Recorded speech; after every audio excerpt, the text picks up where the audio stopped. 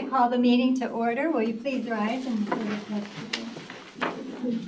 I pledge allegiance to the flag of the United States of America and to the republic for which it stands, one nation, under God, indivisible, with liberty and justice for all.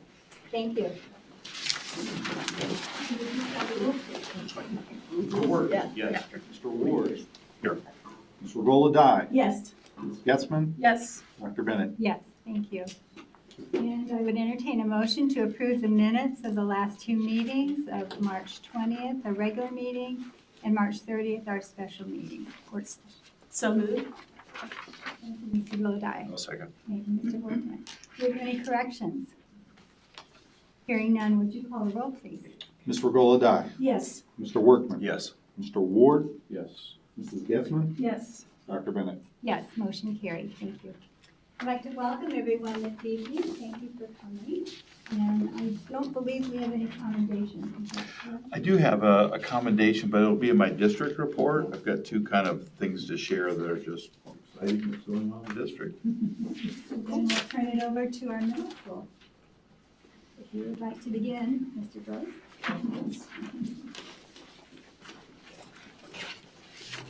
Thank you for the opportunity to be here tonight. I'm Rob Gross, the principal here at the middle school, and I'm very excited. We've had a lot of different programs over the years. I think you remember when we had our PBIS program that came to share with the board. Obviously, that's a program that's helped our entire building and continues to help our building. As you all know also about the robotics program and how much it's grown, not only from the start of middle school from a few years ago, also now into the high school. So I'm very excited. So look over here, the two teachers that are responsible for this, Erica Gray and Sandy Ward. They had gone to a conference and they had listened to Jack Bruckmeyer, who's also been in our building, who's an amazing person, amazing speaker, amazing teacher. And they learned some things about this peer tutoring program that they wanted to be able to try in our building.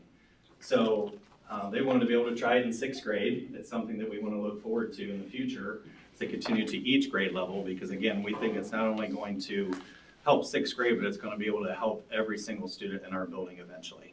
So without further ado, I'm going to turn it over to Erica Gray and Sandy Ward.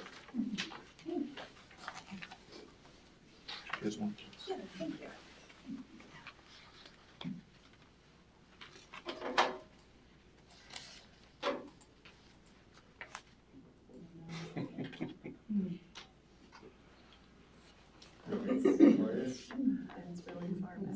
Oh, it is really fun. There we go. There we go. So as Rob said, we went to a conference in the fall, which they helped send us there, so we were very appreciative of that. So it's called the Ohio Middle Level Association Conference. There was a middle school there, it's called Bellbrook Middle School. They presented about peer tutoring. And we went to that session together and we thought, this is great. We would love to try this. Like the way they did it wouldn't quite have worked for us. So we came back, they were awesome and shared everything they had for the whole program. So we sat down one day after school and just edited and made it work for us. So we were looking at, one of the reasons why we were excited about it is we were looking at some of the things we already have in place.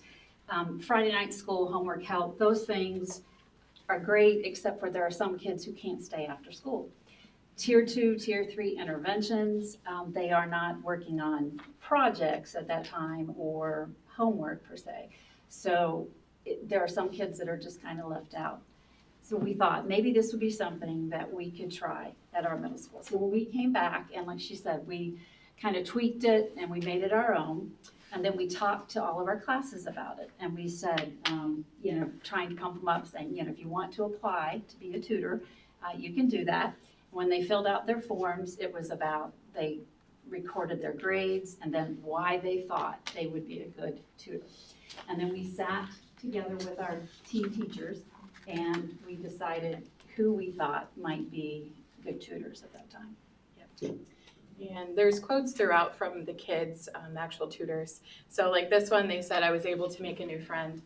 Lots of the kids had made friends that they wouldn't have made otherwise. And we found those quotes, by the way, we did a checkout. form at the end of the 9 weeks. So they were able to state things that they thought maybe ways we could improve, but things that were successful for them, challenges they had, and so forth. So we got some really cool quotes. So we ended up with 51 peer tutors between the two of us and the other team. So this is just for this semester. So there were lots of other kids that applied, but their grades weren't quite there, or maybe there was a behavior issue or whatever issue. So I was kind of the lead of how we broke it to them. So I said, hey, we want you in the program. We're gonna hopefully do it next year, and we would love for you to just work on that, get your grades up, and then reapply. And we've had kids from the first time we did it to the second time that reapplied and were accepted, so it's helped. So we also, once we got the tutors, we did a tutor training session that the other school shared with us. So we changed it just a little bit, but we did it with all of our tutors, so that's what we did before we started tutoring. We had 247 student sessions, so with a tutor and tutee. And 114 different sixth graders were tutored. So lots of them came multiple times. So this is making a huge impact.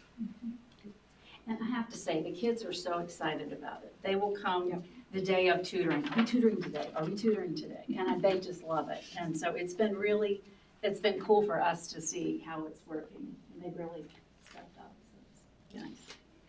And because it's such a new program, we don't have a whole lot of data about how it's impacted kids other than statements at this point. Yeah. So we did start the program in January. And as she said, it has continued. It's currently going on. And again, we have had a lot of success with it so far. We've been really excited about it. It's a lot of hard work, maybe more than what we thought at the beginning. But that's okay. We're getting it down. We're doing things to kind of make it easier also on ourselves. But as I said, the kids are really excited about it, and they want to be tutors. And it's worth the work. So we've had lots of support from parents, the teams, the administration, obviously the other kids. So I'll let you read your quote. And I also wanted to personally thank Rob and Robin, because we talked to them as soon as we came back. We were like, okay, we need to have a meeting with them. And they were very receptive, which we appreciated. And so that's how we were able to start it. But then we talked to our team teachers as well. And we said, what do you think about the program? And so the first quote, I have seen leaders emerge from our tutoring program, as well as students begin to take more ownership of their learning. This program has helped various students both academically and socially. As I've witnessed that, some of the best lessons learned are with our peers. And the socially thing, I have to mention, I had a few students who applied that when I saw they applied, I was kind of surprised because they're really quiet or shy, and they've really come out of their shell, which has been cool to see. And the other quote, I would be the first to admit I didn't imagine the tutoring program would have a big effect. I assumed less kids would struggle, but I've gone from 20 to 30 students missing work in my class to less than 5 on a given week since it has started.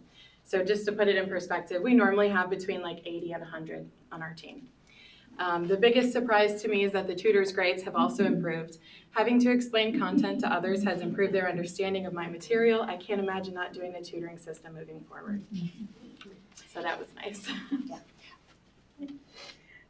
So we also focus on English language arts and organization. So when we say organization, if you've ever had middle school kids, you know what the backpacks can look like sometimes. So we have some kids that maybe that's just what they do at tutoring. They just help organize. And in fact, I had a couple kids today say, I need to sign up for a tutor. I need to get actually I did. A couple of kids, like, maybe so. Yeah, and they work on essays and practicing skills even for ELA. Right.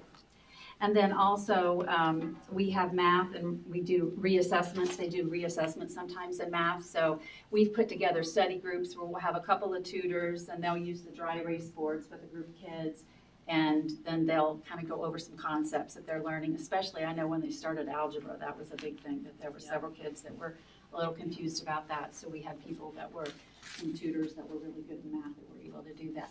And that was the other thing that I wanted to, I guess, mention that, you know, we've explained to the kids when we talk to them that not everybody is good at everything. I mean, even tutors may need tutored every once in a while. Yep. You know, there may be a subject that you're not as strong in. And so it's okay. And we've had that happen, so. And it's just normalized. Yeah. They know, like, Right. it's fine. If I have to tutor or I'm being tutored, it's fine. Yeah. Social studies, my subject, is also another one. So if we have a test coming up or we have, you know, study guides and things like that, we'll put together groups as well. Reviewing grades, sometimes they will look on progress book with the student and see what do we need to focus on? Do we have missing assignments, things like that. How to prioritize Yes. things, because some kids need help with that. So we also focus on science. Sometimes kids will actually be doing a lab in the room. It can be really chaotic in one room because it's literally all the things happening at one time. We also focus on building educational and social skills. So something that I have started doing when they're done with work is not just, okay, go turn it in. Like, how are we going to have this conversation with the adult? How are you going to send an email? Let's talk through it. Like, the tutors know. So they're starting to build those skills that as they get older, it's not just awkward, like, here's my paper. It's, hey, Miss Gray, I'm done with this, here. Yeah. And I will say, sorry to interrupt, but they do get little cards, and at the end of their session, it's a real quick card where they circle, yes, no, did they finish all of it? And they can leave comments, and the number of comments we get are really sweet. Some of them, one of them was like, it went really well. I even gave her my phone number, just in case she has any questions. It was so sweet, so yeah, they do. And so these are our videos. Some of the tutors volunteered to create videos about the program for us to share for tonight.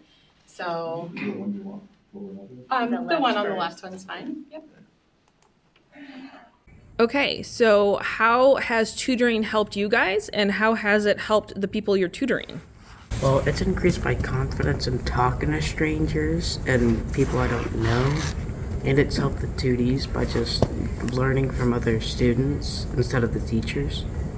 I started tutoring because I wanted to make MVMS a better place, and I feel like I like to help people, so this was a perfect opportunity. It's helped the tutors by learning different skills from students instead of teachers.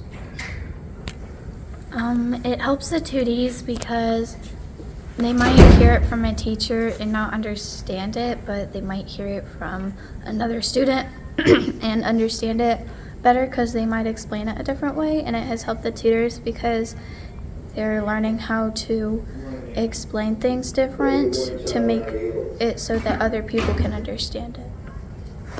Tutoring has helped me because I've made more friends, and it's really made me more of an open listener. And I think it's helped the tuties because they hear it from someone who's their same age and that's learning it the same way they are and might not understand it as well as the teachers do. So they might be able to explain it a different way. Thanks, guys.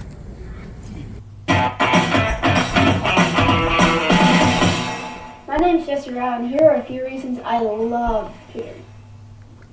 Tutoring is amazing. Tutoring helps with your social skills, maybe others' social skills. It also helps improve their grades and your grades. I've definitely found a few more friends from tutoring, and I definitely think I've helped a few kids understand different topics better, and they've just become a better student in school.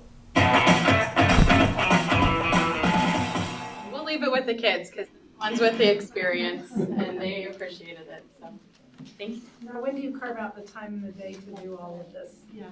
So we do that in our flex period. So it's already built into the schedule. We also do tier 2 during that time. We do programs. We usually do 2 days a week. We'll do it. And I know our days aren't necessarily the same when we do it, just because our teams are different and when we do things differently. But 2 days a week. And boy, if you miss 1 week, they're really they're like, well, I didn't get to, so do we get more? And I've had to explain to them, we have state testing Wednesday, we're not going to tutor. Yeah. Disappointed. Yeah. Thank you. Where do you see it going, let's say, next year? I mean, this is your trial year, really just 6th grade. Do you see it going to 7th and doing 6th again, or? I definitely think it could go on into 7th. I mean, definitely we're doing it next year for sure. And we would like to have time, to meet with the 7th grade teachers and talk to them about it, because these kids are all pumped up and they're ready to go. And it would be so much easier next year because these kids have the experience. Right. So like the teachers kind of can just walk into it and those kids will lead it, you know? So it's pretty cool. I had talked to them about, like, here in May, once we get state testing done, I'm gonna have them meet with the 7th grade teachers, because that's something that we want to continue to build upon, so. And where do you have the children meet? For my team, our teachers had decided that we would have them go, like if a student is in one classroom that needs to be tutored, the tutor would go to them. Okay. But I try, and it's really difficult because you have all of these names and then you have the names of your tutors and you're trying to match kids and how it's going to work. I don't put more than 3 tutors in one of their classrooms. Okay. If there are extras, I just put them in mine, Okay. and so they're all monitored. And, but it's just, that's the way our team does it. And my team's a little different. So I have a Google form that I have my team teachers fill out with what kids need what. And all those kids end up in my room with my tutors who are my normal flex. So there have been days where I ended up with like 50 kids in my room. And they're doing math, they're doing science, social study, like they are doing all the things, and it's just like organized chaos. It's organized chaos, yes. But I mean, you walk in and those kids are on it the whole time. I mean, they really are. Like we're just there to answer questions, really. Like we don't really have to intervene. No. And I said every time they come in, I'll say, how'd it go? Oh, went well, and I just, I'm awesome. And these kids, they really are, they're great. Rob, can you share with the board, they talked about teams, and I don't know how much you all know about the teams, but we have 2 teams per grade level, right? Yeah, we have 3 teams per, 3 teams. We used to have 2, and then we moved to 3 teams per grade level. So, so obviously at 6th, 7th, and 8th grade. So again, that's what we're talking about with this foundation of not only having to work with, let's say, like Sandy's team, but then Erica has to work with her team, then we also have a 3rd team.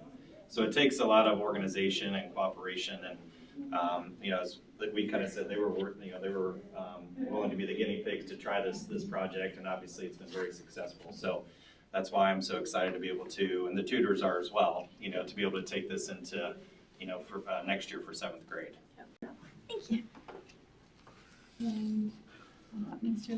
Lang? Okay, we had some public participation, and Mr. Tickle?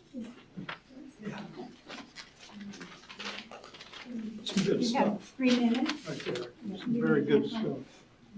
It's good that the kids are, that sounds like it helps with peer pressure and everything with the tutoring and all that. I mean, it just, very good. Well, first of all, I'd like to thank you all for being on the board, because I know it takes out of your time, and I know you're here because you care about the kids.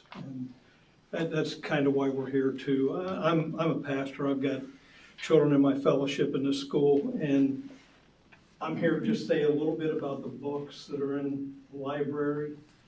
State representative we had conversation with told us that we should check out the selection online, because there's a lot of districts that have books that aren't appropriate for children, and we've come across some inappropriate literature in our middle school and high school here.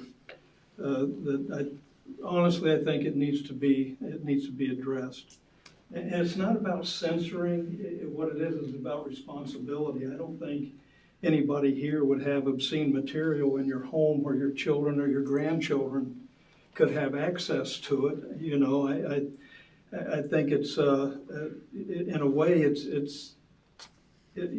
responsible censorship to protect our children in our homes, right? And I think we use that same thing here. If you don't, it could be considered abuse, right? And I think we should use the same precautions in our school, where we're dealing with young minds that aren't completely developed yet, and they need our protection. They need our mature. You know what? Everything's blurry here because I forgot to put on my glasses. And okay. So anyway, what we want to do is we want to make you aware, and we're asking it just as concerned citizens. That's why some of us are here today. We pay taxes, we vote. That you don't ignore this and just hope it'll go away. These are children that we've entrusted with your care. And, you know, you actually have the law on your side to deal with obscenity in the library, which says that we're not to expose our children to obscene literature.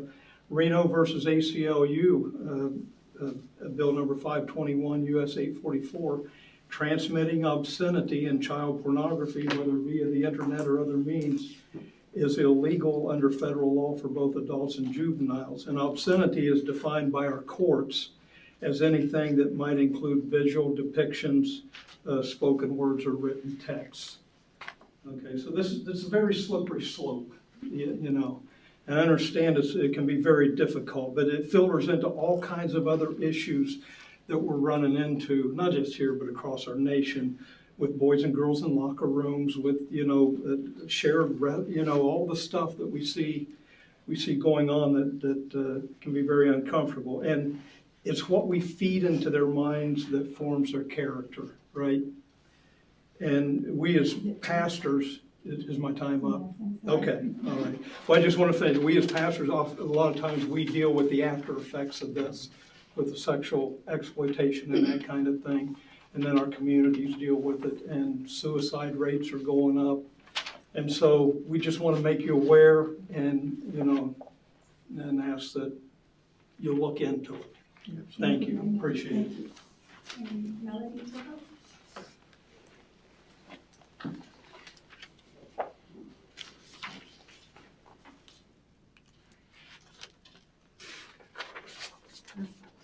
As my husband shared, I just want to thank you first for being involved in the Mount Vernon schools, and to thank you for the opportunity to speak. I want you to imagine it's your daughter's 15th birthday party with her friends and family gathered around. Are you going to give her a copy of the Girls in Translation and maybe have her read a little bit of this to the group? He caught me by the sleeve, and his hands were pulling me back. I closed my eyes. I felt his arms go around me, and before I knew it, his hands went under my shirt, stroking and tantalizing. He kissed me, and I stopped breathing. He was filled with need. He seemed unable to control himself. Wait, I whispered. He already had my shirt off. We fell back on the pile of stuffed animal blankets. He pinned me to the mattress. His weight was delicious. Now he was moving his lips against mine, agonizing and luscious. The brush of stubble against my temple, the sweep of the hair. I feel I couldn't breathe. I couldn't move. I was his, and he was mine. I could feel the heat of him burning through his wet clothes. He was a man possessed by grief and passion together. Finally, I made myself say very clearly, we have to use a condom. With some embarrassment, he regained control of himself. He took a deep, shuddering breath and said, I have a couple in my wallet. Let's use two, I said, just to be sure. Okay. But once he started to kiss me again, the taste and smell of him overwhelmed me, and I became frantic to get his clothes off too. I felt hypnotized as if it was a dream, and I kept thinking, this is Matt. He's mine now, mine at last.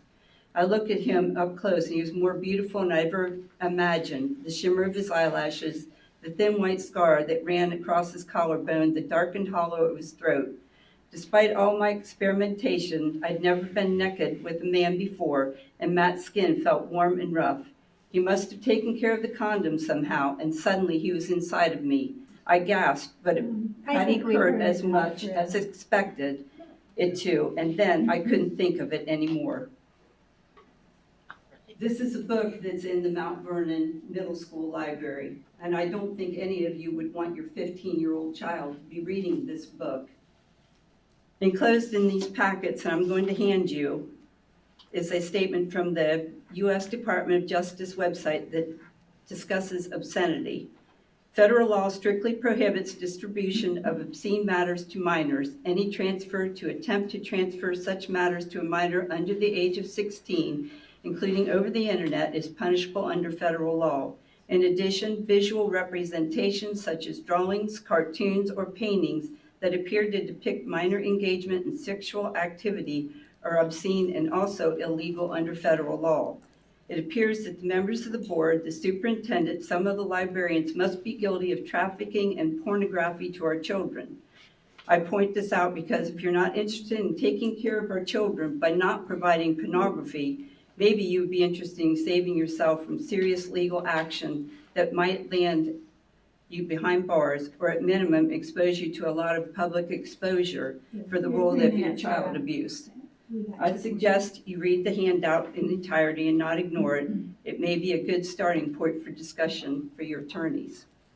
And I have a handout I'd like to give you all. I sent all of these to you at the beginning of last week, I believe. I know, Mrs. Bennett, you also responded to it, and I appreciate it. While she's handing that out, we don't usually respond to comments during the meeting, but I will say that I did get a copy of the email as well. And out of my quick interest, I wanted to see if we had these books. 6 of the 13 books we do have.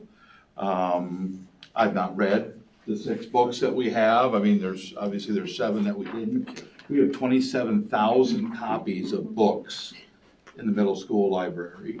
And there's 2 real distinctions I think it's really important to make clear. There's books that we mandate our children to read. Okay, those might be the ones that they're reading in class together as a novel or a book. And so when we mandate those kind of books, certainly we have to be even more sensitive as to what we're doing. When you get 27,000 copies of other things that kids get to check out, we certainly have the ability, you have the ability to preview those if you want to bring those to the board out of concern. We do have a process for that, and I think Mrs. Tickle, did I send you something relative to getting together? I would share with you what that process is. Needless to say, I do take censoring and banning books seriously. We've got to be really careful. It is a slippery slope. And that's why we do have a process, and it involves making sure we read a book in its entirety and that we have a form that's filled out, and it will reference page and concern, and then there's a committee that gets together and they look at that together and determine the context and those kinds of things. And ultimately they'll make some decisions based upon those books. I will say that several years ago, we instituted a policy across the district. I don't know if you're aware of this or not, but we wanted to make sure our parents were able to have conversations with their students about books they check out. So there is no student that can check out a book that you don't get an email about.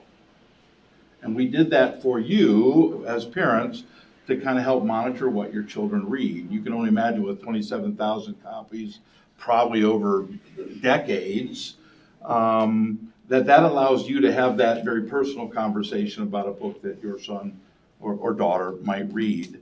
And we thought that was a really nice safeguard to make sure we had in place.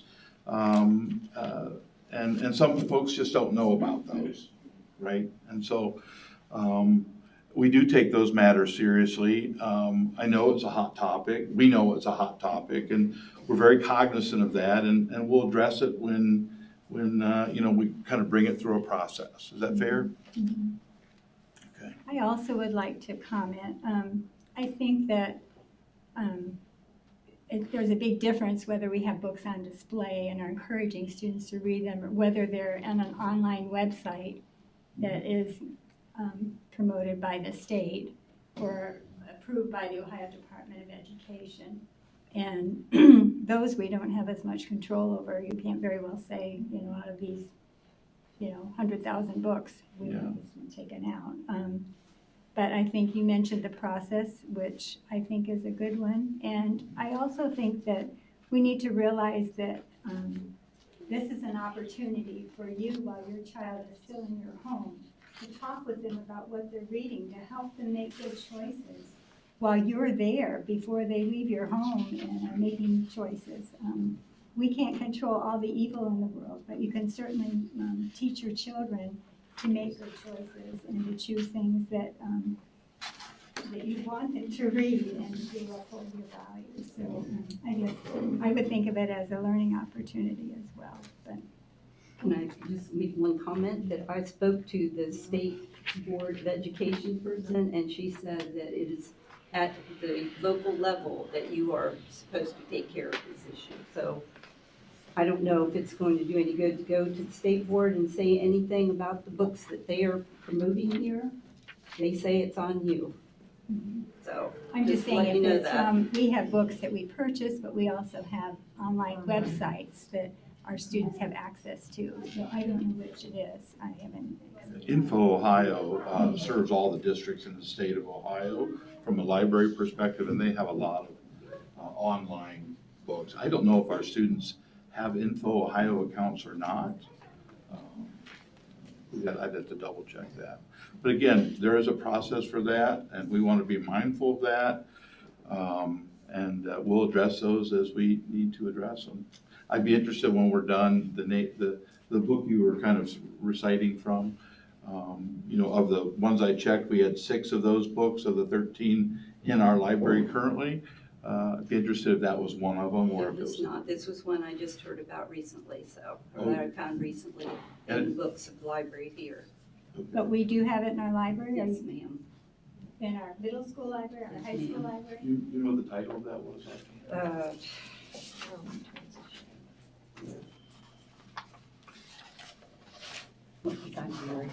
You can give Girl in Translation. Girl in Translation. By Jean Kwok.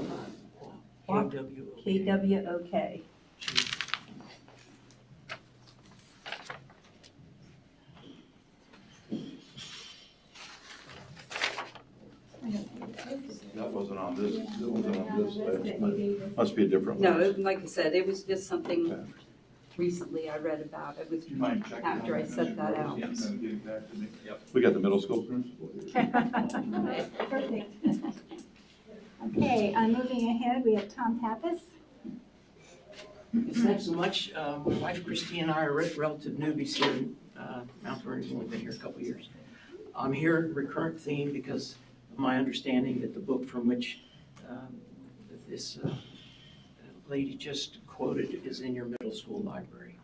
I'm not going to pretend to know that I know a lot that I don't, so I'm going to take a very small portion of my 3 minutes to tell you just a little bit about who I am.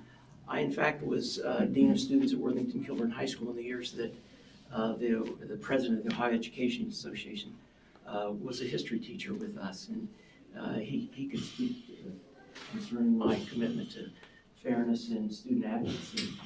I am certified in English. I have a master's in English as well as a bachelor's in history, so I have a broad liberal arts education. I'm very much of an advocate of artistic license and progressive thinking, but to think that a book like this, from which Melody has quoted, is in a middle school library, to me that goes beyond the pale of giving students an opportunity to make wise decisions. That kind of literature should absolutely be precluded from shelf life in a middle school. And again, I don't think we can just chalk it up to provincial thinking or closed-mindedness. Unfortunately, as a dean, for the years that I was at Worthington Kilburn, I know what it's like to have parents come in with attorneys and tape recorders, so I regret never having come here before this occasion to tell you thank you for the investment you're making in young people's lives. The occasion in fact is now when I have understood that there's an issue, but thanks for your graciousness to give me a voice, and I appreciate your willingness to hear me out. And we have Teresa Gray. Hi. I'm on the same lines, and actually I have copies of books, and then there's summaries.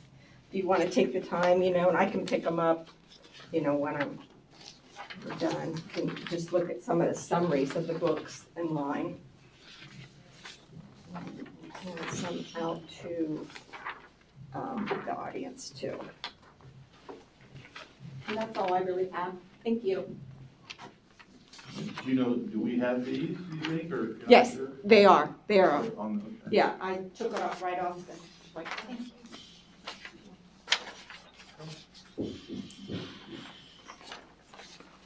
I mean, Teresa, you were in the libraries and found these books, is that what you're saying? Yes.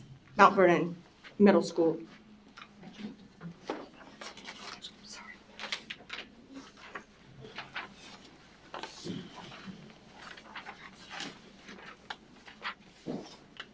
And we have Ashley Vance.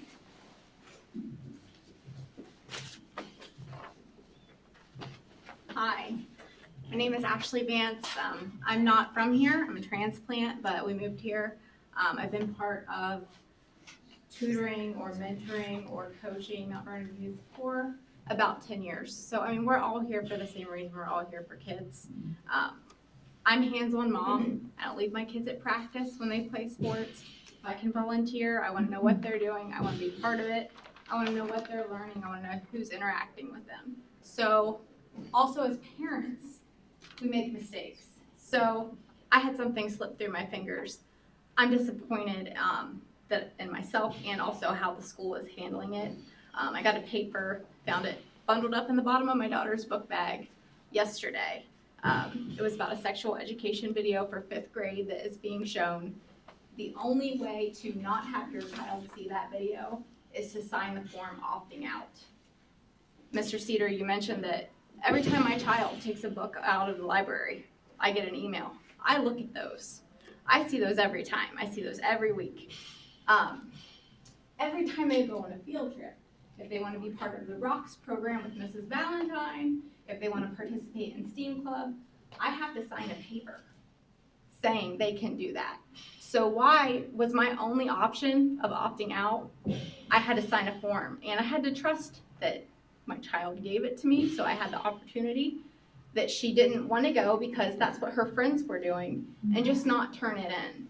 I'm assuming that those decisions are made by the board because I spoke to Mrs. Shively this afternoon. She explained to me that that is a Mount Vernon City School policy. It's not an East Elementary policy. That's a conversation for me to have with my child. I have talked to my child about that. I have educated her appropriately. I don't want the school to do that. That's my right as a parent, that I feel like you all have taken something from me. I understand why you want to teach that in your schools. I understand there are a lot of parents that aren't having those hard conversations, but that's not me. I have an email. I have a phone number. I respond well every time the school has ever contacted me with a problem, inappropriately. That's why I'm here tonight, to make you aware. I don't think that it's appropriate that I only had one opportunity to opt out. I should have had more opportunities. It should have come in an email form. It should have come in a text message form. Should have had a phone call. It should have been something somewhere, because when I sign up on my portal, when I update that for you all every year, I provide you with my phone number and I provide you with my email. I respond to remind messages, Class Dojo. Nothing came but this one piece of paper. So I want you all to just recognize that I feel like there's a missed opportunity there, that people's children are being talked to or shown things. I don't know what was in the video that they saw. I've asked for a copy. I have not received that back. But I'm not happy that that happened, because I'm a responsible parent and I feel like it should be my right to teach my child those. I feel like that's a health issue that should be taught at home if that's what I choose to do. Thank you. Thank you. And I certainly will find an opportunity to get you a copy. They've been showing that video for years and years. It's part of the curriculum. I think it's actually done by the health department, so before maybe we think it's got something really salacious in it, I'd love for you to get a copy and a chance to see it. But I understand what you're saying about the opt-out, but I honestly, in my time here, 10 years, I've never had I any. know my girls saw it when they were it's a fifth grade film that all students watch, and the boys and girls. So it has been going on for a number of years, and it is done by the health department. I thought it was more about hygiene and it is cleanliness. correct. And yes. And I don't know, Yes. I haven't seen it, I've asked, Yes. but Mhm. just as they're stating, they have books that are in your middle school and your high school. I don't know what was in it. When I see the video, whether I agree with what's in it or not, I would have opted out for my child, and I feel like I should have had an additional way to opt out. children could have just not turned those papers in because they wanted to do what their friends were doing. I don't think it's fair to parents. Thank you. With our instant connect, it would have been easy to send a text. Exactly. Yeah. Thank you. And those are the end of our comments. So, at this time, for anybody who would like to leave. You could stay for the business part. You're welcome to stay, but you're welcome to leave as well. So, and thank you.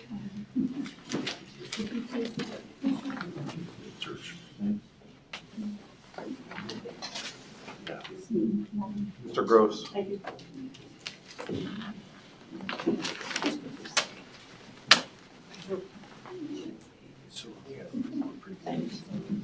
Oh, hi.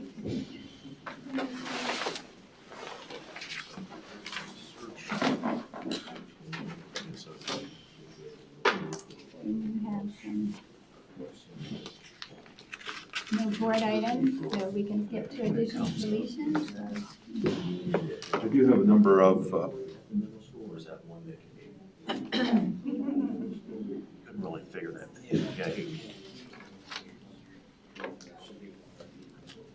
There was two different ones, and I didn't know the difference between. yes, we probably should take care of this. Yeah, okay. I'll look that up. Okay. Thank you. Thank you. Thanks. Under additions and deletions, we do have fiscal services, a donation from the First Christian Church. Under business services, it was actually in the wrong section. The nationwide MOU should have been in items for consideration and not informational items. And in the personnel certificated staff, we have a substitute teacher and unfortunately another resignation. So we wanted to make sure we added those items or adjusted those items as necessary. Thank you. And if you'd like to go. I would. District update. I have just a brief update. It seems like we just met recently, and I feel like I want to play it, but I know we've had a little longer meeting than maybe we have traditionally done, but I won't do the whole slideshow. I'll just move these things down. So Senior Citizens Luncheon is Thursday, and we're excited about that again. We kind of put some deadlines in there to let us know, but trust me, we keep taking them and taking them, and we had a few calls today. So anybody who's interested in a Senior Citizens Luncheon, there it is. This is one that, if I felt like we had time, or if you say, Bill, show this, I would like to do that. But Senior Alex Buer is part of our Global Scholars Diploma group. And his project was selected above a lot of folks to be part of this panelist on WBNS Channel 10 TV. His video that he put together is really, really well done. It's 8 minutes long, and so maybe I would just encourage you to go in and look at it. But he's got some nice footage, music, his voiceovers, and again, really well done. And I will say, Can we ask the board? Are you? You want to see it quick? I'd like to see it. I'd now. like to see it. Sure, I think it's worth it. Well, let's do it then.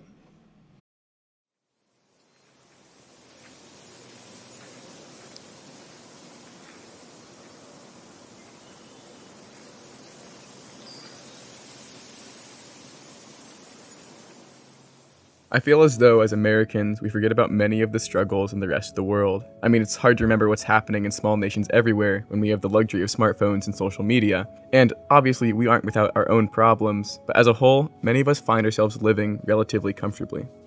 Since the pandemic, food insecurity has been on the rise worldwide, now affecting about 10% of the world's population. American statistics correspond to that number, about an even 10%. And, while it's a terrible issue, many are fortunate enough to either have the government or private organizations step in to help bring food to the table. That said, it's no surprise to hear that other nations don't quite have the same support.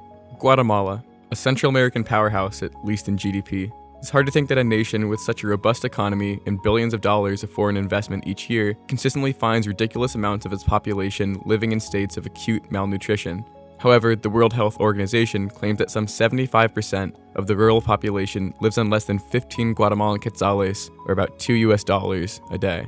This constant state of poverty has caused an epidemic in malnutrition, especially seen in the children of the rural or isolated communities of the country. UNICEF claims that 1 in 2 children experience a lack of access to food and chronic malnutrition, making it one of the highest percentages in the world, the highest in Latin America.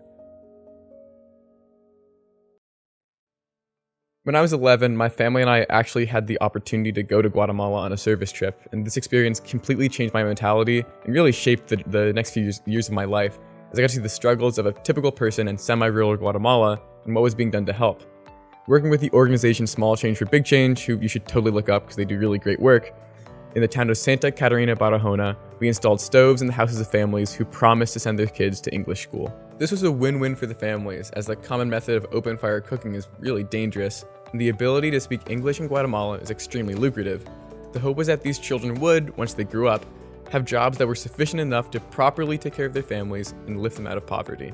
Through this experience, my family and I got a glimpse into the typical life of many Guatemalans, a state of some level of poverty and hunger, even in a town located only an hour away from the large tourist city of Antigua. Among other things, what struck me at the time was the fact that a small, private organization had to step in to help solve the problem in their own community. The lack of real government support, at least in the mostly isolated village nestled in a valley, was a big surprise for a kid coming from the US. However, given the living conditions of the people, I was particularly intrigued with their attitudes. Throughout the trip, almost every family would offer some kind of meal to us, the weird gringos, even with as little as they had. Their attitude towards their lives and the positive outlooks many of them had inspired me to spread their positivity into parts of my own life. After all, if they could smile despite their circumstances, I certainly could as well.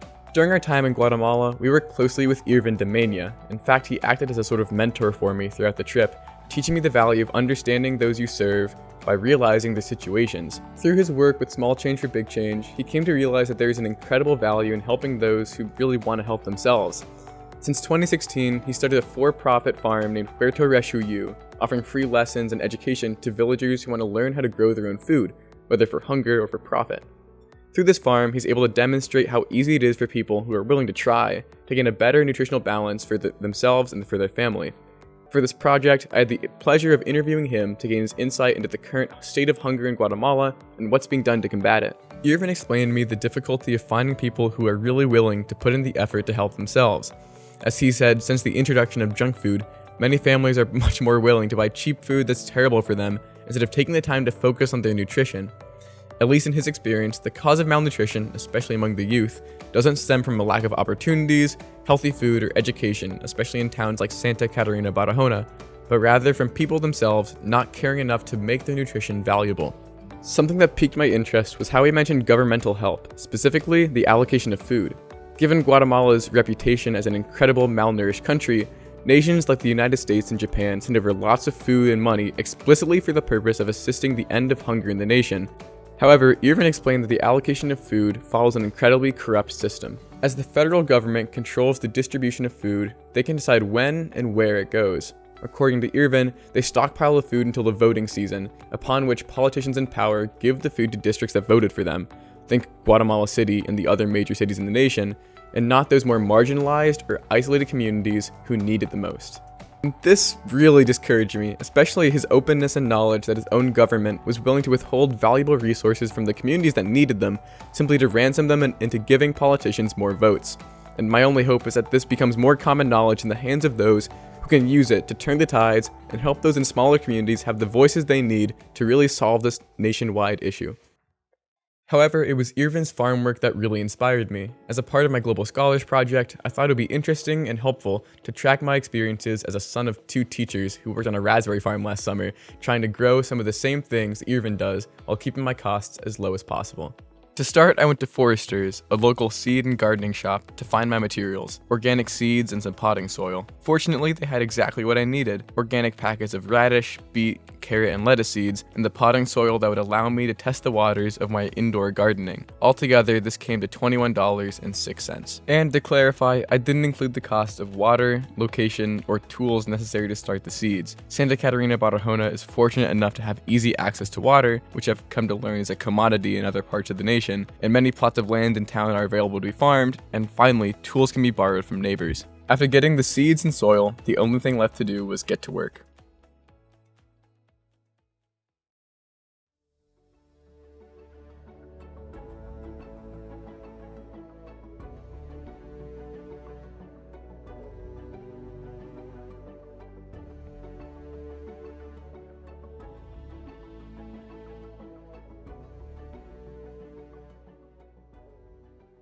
The last few weeks for me have been a constant checkup on the plants, watering them about every other day according to my research, and checking their growth. And at the time of recording this, I haven't actually been able to harvest, although as you can see, everything seems to be coming in just fine.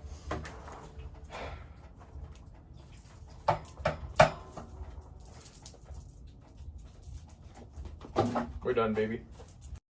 I've always been interested in sharing stories, finding value in those of other people and cultures that help give a better understanding of who we are. And this project has taught me that our problems connect us and show that we are more universal than you'd think. Hunger is an issue across the globe, and although it's handled in different ways, it's something that really unites us. It's something that we as a world can come together and put a stop to. And while there are 1 billion people and organizations helping worldwide, I thought I'd throw my hat in the ring too with gardens. This gardens project has taught me that the roots of our problems are more connected than we might think. This connection can be seen as a bad thing, revealing the universality and widespread issue of hunger, but I like to think of it in a more positive way that I think I learned in Guatemala. If you wallow in your problems, nothing will change. But if you recognize that you can truly do something to help your life or the life of someone else, this connection is the most powerful tool you have. And that's exactly what Gardens does. Plant seeds of hope in an effort to help humans stay connected, educated, and conscious. One seed, one person, and one garden at a time. Great. Wow. Very impressive.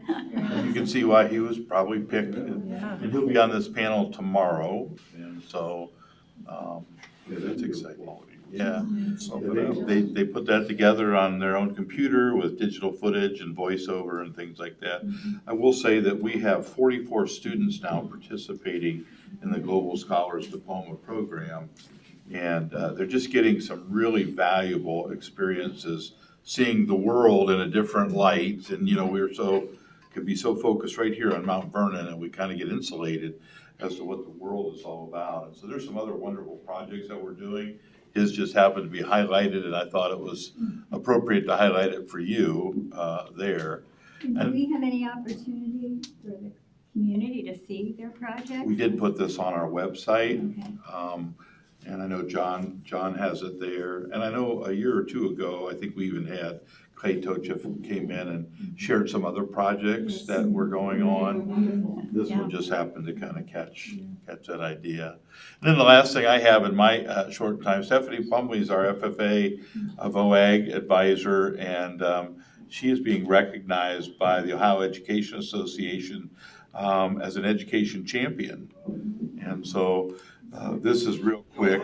The Ohio Education Association congratulates Stephanie Plumley, Ag Educator and FFA Advisor at Mount Vernon High School, this week's Education Champion. One of my favorite things about teaching would be exposing students to new experiences. I enjoy taking them out of the classroom. We do a lot of outdoor activities, charter fishing trips on Lake Erie. We've tapped maple trees and boiled down sap for syrup. So those kind of experiences the kids just don't typically get from home anymore. So really a quick 30-minute plug for Stephanie, but it's a plug for our program and the school, so we're proud of her efforts there as well. So I'm really sorry that I dismissed people. Encourage them to just stay. I thought it was a good time to leave, but it should have been now. So apologize for that. Under item B, which are the items for board approval tonight, we've had these board policies for the past 2 months. It's a larger group than normal, but a lot of them are kind of just kind of technical correction kinds of things. Some are certainly more relevant, like the meeting the state standards. We used to be an A through F system. We're now a 5-star system, so they had to go in and change those things. Volunteers is now changed to a pupil activity permit, so most of them are pretty simple. So we had that group that was volume 41. They had some special technology updates that were just about technology. And then they also had a tobacco update, and a lot of those are just very simple for your approval. And then the second item here is to recommend the board approve the master mechanic position to be added to the OPSI master agreement. So unfortunately, we had our bus mechanic leave for a new job, and we've had a really hard time trying to find qualified mechanics at the level that they come in at on the negotiated agreement for OPSI. and working very closely with OPSI and trying to get creative, we were able to create a separate master mechanic scale, even though it's really a one-person scale. Be more clear about what we're looking for there, and we were able to set a rate that we felt like we could at least compete to get someone. As you well know, we have 22 full-time routes. We need a true head bus mechanic that can keep our fleet running and on the road. So those two items for your approval tonight. Okay, I would entertain a motion to approve those two items as read. So moved. Thank you, Ms. Regola-Dye. Do I have a second? I'll second. Thank you, Mr. Ward. And were there any questions? Would you call the roll, please? Ms. Regola-Dye. Yes. Mr. Ward. Yes. Mr. Workman. Yes. Mrs. Getzman. Yes. Dr. Bennett. Yes, motion carries. Thank you. Okay, student achievement liaison report. With success for this year, I picked 4 to briefly mention. The first is pretty interesting. It's about a school in Texas, Robstown Early College High School, and they offer a veterinary medical program that students can earn a TEA-approved industry certification in veterinary assisting that will help them qualify for a job at an animal clinic. And the instructor teaches principles of agriculture, and the students learn handling, nutrition, suturing, injection, grooming, charting, and how to become a vet tech. And this has become a really popular program, apparently. The second one is ChatGPT sends shockwaves across college campuses. And the reason is because ChatGPT doesn't copy old words. So that I had a professor tell me once that one of the funniest things that ever happened was when he received identical papers from 2 different students because they both purchased them. And unfortunately, they both purchased the same paper. Andrew's like been there. Anyway, ChatGPT is harder to spot because it doesn't copy old words, it creates new ones, and that complicates the task of identifying cheating. But these are some ways that professors have worked around that by using small seminars. And an English professor at the University of Central Oklahoma has students submit papers in 3 rounds of review, 1 from peers, 1 from the professor, and then 1 from Chatbox itself will give you the feedback and tell you what it thinks about what you've written. So that's how to combat that, I guess. And then the third article is on 5 ways to make your science classroom more culturally responsive. And the third and the fifth suggestions I thought were probably the most interesting. To facilitate student-led inquiry and experiential learning. And they gave an example in a physics class. Students explored concepts in sound and energy through learning about musical instruments in various cultures and how they employ the principles of sound to create music. Students engaged in the engineering design process to create and test their own musical instruments, such as they would investigate how you manipulate the aspects of the instrumental design, such as the length of the woodwind or the tension on the strings, etc., and how that would impact the sound and the sound created, and then why, and that would be the science involved. And then the fifth was to provide positive role models for students by inviting members of the community from diverse cultural backgrounds to discuss careers and experiences, and such as the STEM Talks monthly series that they host. And one of the teachers commented, if students can see it, they can be it, especially if they're seeing people of their own culture who are successful in those fields. And then the sixth one is addressing middle schoolers' reading gaps and bridging foundational reading gaps in middle school. Teachers at the secondary level really had little knowledge or training in foundational reading skills. They didn't learn to comprehension. And they underwent some literacy instruction, and had a summer reading invitational for 4 weeks, 3 hours in the AM and 3 in the PM after 12. And they kept their numbers very small so that instruction would be intense. And the results, they found that all students except one gained from 3 to 5 levels on the phonological awareness screening test, which was passed, the SAT.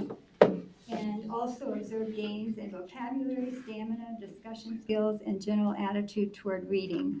So they hope to continue to do that.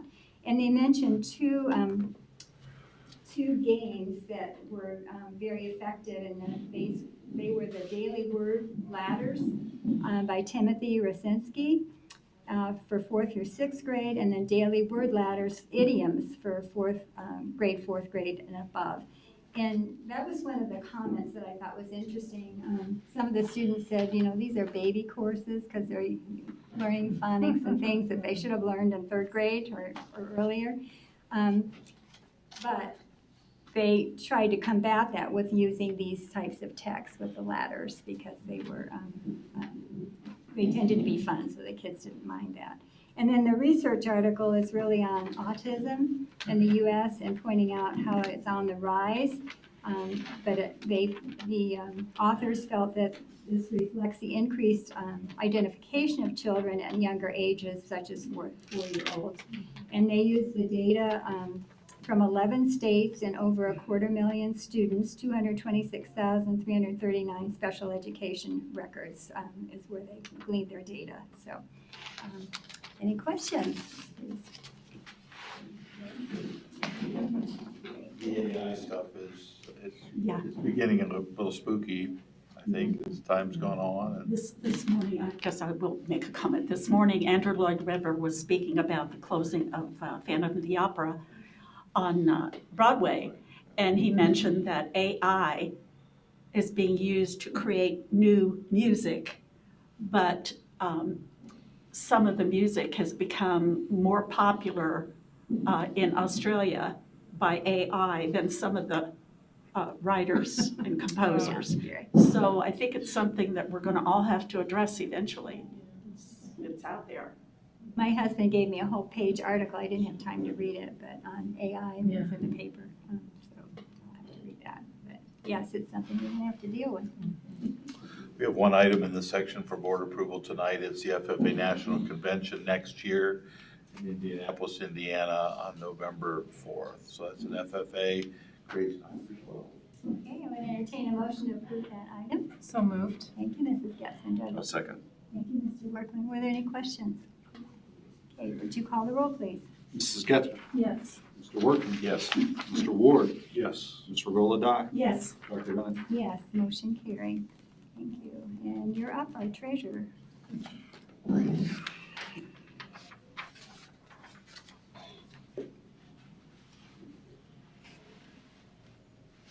You can't blow past the good stuff. Yeah. No, it's great stuff. You want that or not? There you go. Yeah. Right in there.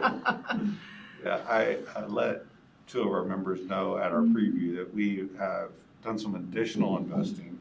We actually did it because the board gives me authority in our January meeting. Actually did it right before the major bank collapse. So I was very nervous. Yeah. And so I was reassured that we had no investments that would be at that level of risk. So we've got some additional money out there. We've been able to get, what seems, very small, 2, 3, even 4%, but compared to what we were getting, it's just a massive increase. So excited about that, excited to continue to see that grow. And that's year to date. I mean, Yeah. that could be a banner year. So, well done. A lot better than the year before. Absolutely. So, typical monthly report, I will point out, you can see the top line, you see a negative number. But you'll see fiscal year to date, we've had $17 million and some change come in from general property tax. What we do is we receive our advances, and most of you are very familiar with this. And then we take the fees out at the very end. So just in this cycle, we got about $9 million that came in, and then obviously the county, we pay their fees and we take it out of the last settlement, so to speak. So that's why you see a negative number there. It's just us paying the fees to the county. You see some pub money in there, which we like to see. Obviously, our monthly state foundation comes twice a month. So you're used to all of those other things. I will point out one other thing. It was a 3-pay month, which I've mentioned before. We all love because there's no insurance fees that come out of that and no association or OPC fees come out of it. But it's not great for the bottom line, but we all love it when we get the paycheck, so. There's two sides to it. Yeah, that's really it. If you continue to scroll down, you'll see the additional general fund dollars. Next page, Mr. Cedar. So we had about $700,000 invested. We increased it by $1 million just because we're sitting on cash as a result of the ESSER funding. As we all know, that's going to rapidly decrease, but while we have it, we ensured we put it in stuff that we could claw back if needed. The bottom line is really important for me because I want to have the flexibility to be able to bring money back if needed within the district. So we don't want to invest it all out 5 years and have to take a penalty if we would need to draw it back in. And maybe you should explain to the public that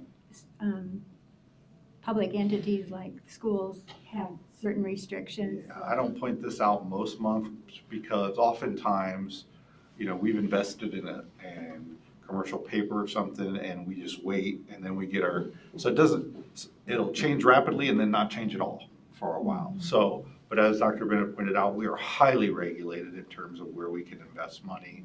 I can't just willy-nilly decide to buy, Apple stock or whatever. So we work with Meter, who ensures we meet all of the regulations that are levied on schools and public entities. So we have very low risk, but because we have very low risk, sometimes our yields aren't super productive. But it's been a good year, and I'll take it.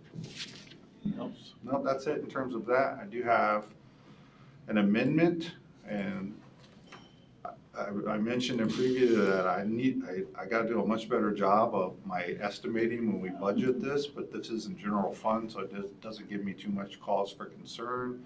This is a 300 fund, which consists of everything from athletics to, we've ramped up our plays and our forum shows again, and I didn't take those into consideration when we put out our initial appropriations. So they are spending a lot of money because they're making a lot of money, which is a good thing. So this doesn't impact general fund dollars. This is all essentially gate receipts that are being brought in and then spent on our students. So I don't mind seeing it. I just need to do a better job estimating it. I think I have one donation and then also the donation that Mr. Cedar mentioned earlier in regards to the additions. We had the donation from the First Christian Church, and we also have a donation here, well, you got it on here, First Christian Church to the Columbia's PTO in the amount of $100. Greatly appreciate the First Christian Church for that donation. We are grateful. Okay, I would entertain a motion to approve those fiscal services items as read. So moved. Thank you, Mr. Ward. Do I have a second? Second. Thank you, Mr. Bullock. Were there any questions? I guess I'd just like to comment, I know it's stressful to try to manage all that, but we appreciate your investing the money and going through all of that process and making it a little extra for us. So thank you for taking that initiative. So. You're welcome. Mr. Ward? Yes. Mr. Goladai? Yes. Mr. Workman? Yes. Mrs. Getzman? Yes. Dr. Bennett? Yes, motion carried. Thank you. Legislative liaison report. Thank you. Just a brief outline. The House and Senate were on recess and they were coming back today at the State House. But prior to the recess, several bills were introduced. HB 145 is in regard to purchasing authority for construction services. HB 146 would establish a contribution-based benefit cap in calculating a school employee's retirement system member's retirement benefit. 147 would make changes to teacher licensure, revocation, hiring practices, and conduct unbecoming to the teaching profession. SB 104 would make changes to the College Credit Plus program. And HB 135 would require schools to provide excused absences for students to participate in 4-H and FFA programs. HB 137 would require ODE to study the feasibility of implementing a similar program to the Kentucky Bluegrass Challenge Academy. And just a note that I did send emails to the two sponsors of the backpack bill, telling them that I would appreciate it if they would just fund public education amply and not divide up the pie. That's all I have right now. Is there any questions or anybody you want me to contact at the State House? Okay, thank you. Thank you. We have a couple items for board approval in this section. The first are facility use requests. We have a community concert association would like to use the high school theater to do the Winds of Ohio choral group. They found themselves in a real tough spot because they were doing some updating at Memorial Theater, so they didn't have a place to do it. So they contacted us, and we're gonna be like State Farm and be a good neighbor. And, advertisement.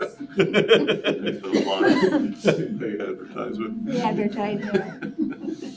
And then the other one is from Maximum Nutrition. They're gonna do some cardio drumming at Pleasant Street Elementary on Tuesdays.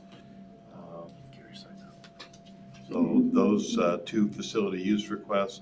And again, I mentioned at the earlier part of our meeting, this memorandum of understanding with Nationwide Children's Hospital. As you look through that document, the steering committee has been working on the operations side of things, and we feel really good with where we're at.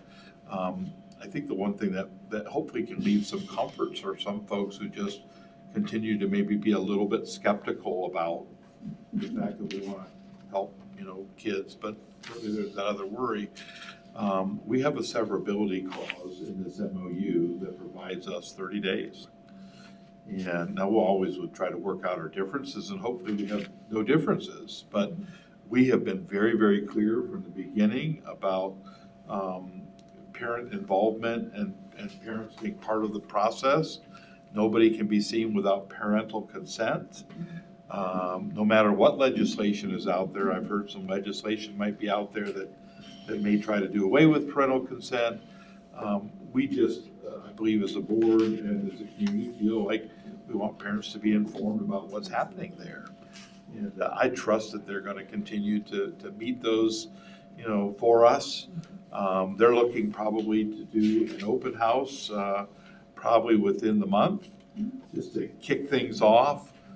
We're talking to them now about just having an opportunity to share flyer information with parents, to get those forms out if they want their kids to be involved, to ask any questions they might want to have, to tour the facility and those kinds of things. So just letting you know that's kind of around the corner. So those two items for your approval. I would entertain a motion to approve those items. So moved. Thank you, Mr. Workman. Do I have a second? I'll second that. Thank you, Mrs. Gadsden. And I guess the form is that the student has to have it filled out before they're seen. Okay. So it wouldn't be that anything could happen like the one parent mentioned. They shouldn't see anybody unless they have a parental consent form on file. Right. Is there any other questions or comments? It's exciting. It's a really neat facility for those of you who haven't been there yet. And if you'll call the roll, please. Mr. Workman? Yes. Mrs. Getzman? Yes. Mr. Ward? Yes. Mr. Regola-Dye? Yes. Dr. Bennett? Yes, motion carried. Thank you. And student services?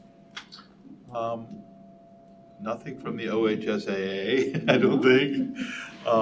And one item for board approval from Licking Rehab Associates. We'll do some work with them for occupational and physical therapy services. Sorry, Pam. No, it's standard. You said it just fine. Anything you'd like to add on that? Not anything. You did great. Thank you. So one item for your approval tonight.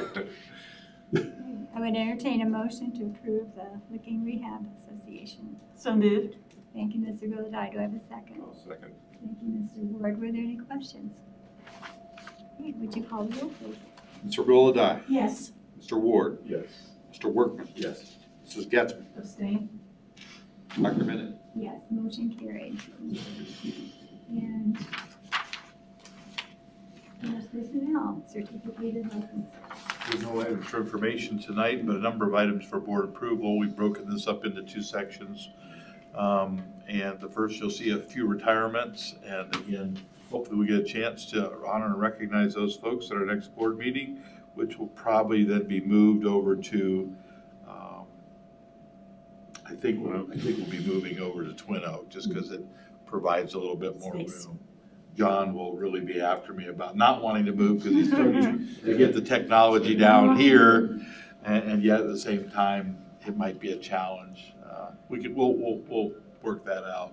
But Sabrina Pugh is going to be retiring, and Susan Rice, we got their retirement information. We have a number of resignations. You'll see there the toughest one, actually really two tough ones for Pam. Aiden, school psychologist, are so hard to come by. He's taking a job almost in his backyard, so it's hard to be disappointed or mad at him, of course, but and then of course speech language pathologists are just really hard to come by as well. So we have a couple continuing contracts for substitute teachers and supplemental contracts for your approval tonight. Okay, I would entertain a motion to approve those items as read. So moved. Thank you, Mr. Ward. Do I have a Second. Thank you, Mr. Workman. And were there any questions? I see some longtime teachers on there that if you'll call the roll, please. Mr. Ward. Yes. Mr. Workman. Yes. Mr. Roladai. Yes. Mrs. Getzmann. Yes. Dr. Bennett. Yes, motion carried. We will be offering summer school again this year, and that will be free to our students who need that summer school support. We'll be utilizing some ESSER dollars to help support that. And you've approved a number of summer school supplementals. This is one we pulled out separate for Jill McClure for your approval tonight. Okay, I would entertain a motion to approve that. So moved. Thank you, Mr. Roladai. Do I have a second? I'll second. Thank you, Mr. Ward. And if you'll call the roll, please. Mr. Roladai. Yes. Mr. Ward. Yes. Mr. Workman. Yes. Mrs. Getzmann. Abstain. Dr. Bennett. Yes, motion carried. Thank you. And classified staff. Our last section tonight are classified staff. One item for information, Christine Holman will be transferring from her 12-month maintenance secretary to assist Gary in the treasurer's office. Christine does just an outstanding job. Rick has been over multiple times. He has threatened to not clean Gary's office. I can only imagine. Yep. They're unsecured office. They're all good, but she'll be missed there, but she'll certainly be welcome to central office. So wanted to put that transfer in for your information. And then for items recommended for board approval, we have just a number of items, a couple 2-year contracts, some summer work crew folks to help us in the summer. It's interesting, we're already talking about summer work crews. And then we do have one resignation, that was our bus mechanic. And that really has prompted us to kind of begin to really look far and wide for someone. I would entertain a motion to approve those staff items as read. So moved. Thank you. Mrs. Getzmann. I'll second. Thank you, Mr. Workman. And were there any questions or comments? Okay, would you call the roll, please? Mrs. Getzmann. Mr. Workman. Yes. Mr. Ward. Yes. Mr. Roladai. Yes. Dr. Bennett. Yes, motion carried. Thank you. Board member comments. I would just like to take the opportunity to wish everyone the final countdown is here. We've got another 6.5 weeks for students and teachers, so that's exciting. And I guess I just encourage parents and students to finish strong, to work hard and finish what you've started and do a good job here at the end. Don't give up right here at the end, but continue to work hard and do your best. And we wish you well, and I hope everyone had a great spring break that refreshed you and ready to come back and finish the race. And I'm trying to remember who I didn't start with last time. I think it maybe is your turn. Is it all right? Mr. Workman. Yeah, I'd like to thank those that came or are listening in tonight, and also, you know, as we wrap up the school year, thank all the administration and staff It seems like it's been a very good year, a lot of positive things happening. I did get to tour the health-based facility on Thursday with Gary. Took me the grand tour.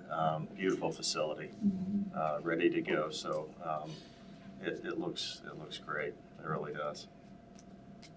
Okay, Mr. Ward.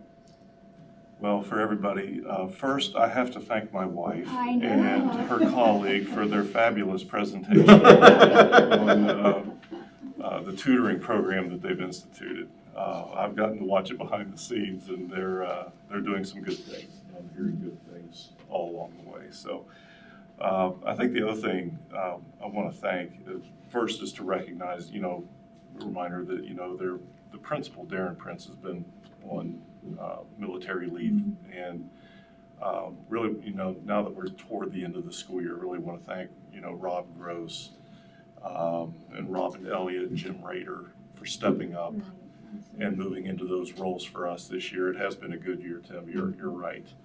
So just want to thank them publicly for stepping in for our middle school. Thank you. Mrs. Nicolai.